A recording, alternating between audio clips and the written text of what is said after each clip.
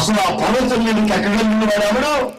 నన్ను ఎక్కించు, నీకు ఒక మందిరం కడతాను, ఆ మందిరంలో నేను నివసిస్తాను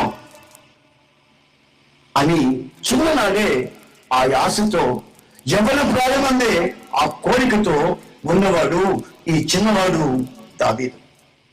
అందుకే తన జీవితంలో అంటాడు, చిరకాలం నేను దేవుని మందిరంలోనే ఉండిపోతాను, మరి ఎక్కడ ఉండను అని కోరుకుంటున్నాడు, తీర్మానం చేసుకుంటున్నాడు.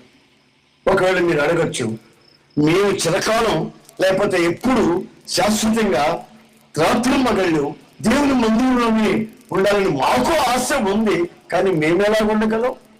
ఉద్యోగాలు చేసుకోవాలి, ఆ పనులు ఈ పనులు చేసుకోవాలి, వంట చేసుకోవాలి, ఇంకా వెళ్ళాల్సిన చోటుకంతా వెళ్ళాలి. మేము ఎప్పుడు దేవుని మందిరంలో ఉండాలంటే మేము ఎలా ఉండగలము అని మీరు అడగవచ్చు. అయితే దానికి ఒక అర్థం ఉంది.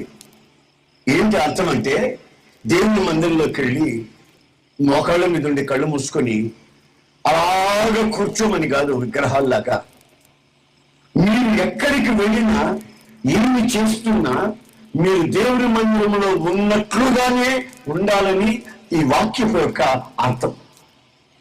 మీకు అర్థమయ్యేటట్టు చెప్పాలంటే, ఇప్పుడు మీరున్నారు ఇక్కడ, చాలా భక్తిగా ఉన్నారు ముసుగులు వేసుకుని, కొంతమంది చాలా భక్తిగా నేను చెప్పే ఈ మాటలు వింటున్నారు. ఒకవేళ ఎవరైనా లేచి అలా వెళుతూ వాళ్ళ కాళ్ళు మీరు తగిలే అనుకోండి, ఇప్పుడు వాళ్ళని ఏమి అందరూ తగిలితే తగిలితులే అనుకుంటారు.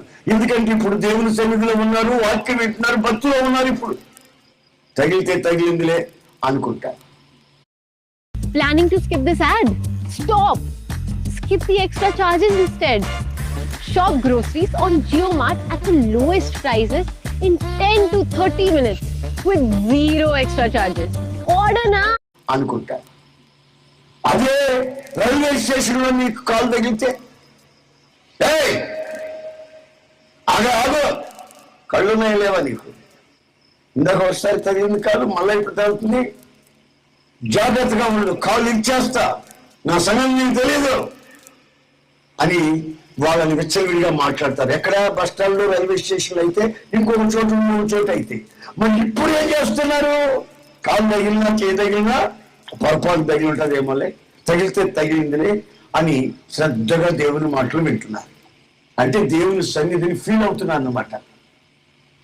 అలాగే మీ జీవితంలో మీరు మార్కెట్లో ఉన్నా, బస్ స్టాండ్లో ఉన్నా, మీరు ప్రయాణంలోనే ఉన్నా, వ్యాపారంలోనే ఉన్నా, మీరు అనుభవించవలసిన ఫీలింగ్ ఎలా ఉండాలంటే దేవుని మందిరంలో ఉన్నట్టే ఉండాలి.